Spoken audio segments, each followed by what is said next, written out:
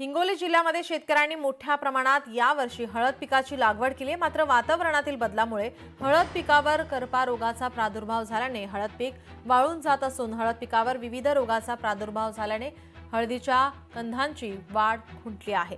बाजारात हळदीला चांगला भाव मिळत असल्याने शेतकऱ्यांनी मोठ्या प्रमाणात हळदीची लागवड केली, मात्र हळद पिकावर विविध रोगाचा प्रादुर्भाव झाल्याने महागड्या औषधांच्या फवारण्या करून देखील कोणताही फरक पडत नसल्याने यावर्षी हळदीच्या उत्पन्नात मोठ्या प्रमाणात घट होण्याची शक्यता व्यक्त केली जाते। त्यामुळे शेतकरी पुन्हा एकदा या ठिकाणी संकटात सापडलाय। याचाच आढावा घेतला आमचे हिंगोलीचे प्रतिनिधी गजानन वाणी यांनी।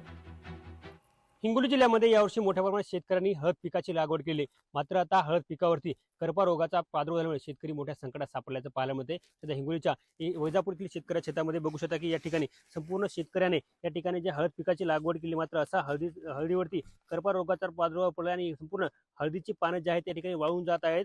संपूर्ण जिल्ह्यामध्ये अशीच परिस्थिती निर्माण झाली, कारण हळदीमध्ये प्रसिद्ध असलेल्या या हिंगोली जिल्ह्यामध्ये यावर्षी मोठ्या प्रमाणात शेतकऱ्यांनी जे आहे ते अनेक सोयाबीन असो त्या शेतीला बगल देत यावर्षी हळदीची लागवड केलेली आहे। मात्र यावर्षी हळद पिकावरती मोठा प्रादुर्भाव झालेला आहे करपा रोगाचा, आणि त्यामुळे आता हळद उत्पादक शेतकरी मोठ्या संकटात सापडले।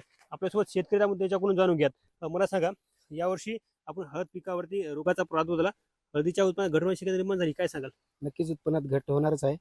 जवळपास मी आता 12-13 वर्षात हळद लावतो, तेव्हापासून तर असं काय म्हणजे एवढं या वातावरणामुळे याच्या अगोदर कधी असं नव्हतं। म्हणजे यावर्षी वातावरणात नेहमी करता बदल होत असल्यामुळे उत्पन्नात नक्कीच 40-50% घट होणारच आहे। आपण बघितलं की हे शेतकरी आहेत, अशीच परिस्थिती या शेतकऱ्यांची अनेक शेतकऱ्यांची परिस्थिती, कारण की हिंगोली जिल्ह्यामध्ये यावर्षी मोठ्या प्रमाणात शेतकऱ्यांनी हळदीची लागवड केली, मात्र हळदीवरती आता रोगाचा प्रादुर्भाव झाल्यामुळे यावर्षी हळदीच्या उत्पन्नात मोठी घट होण्याची शक्यता निर्माण झालेली आहे। कृषी विभागानं आता शेतकऱ्यांना मार्गदर्शन करण्याची गरज निर्माण झालेली आहे। कॅमेरामन राजेशसोबत गजानन वाणी, लोकशाही मराठी, हिंगोली।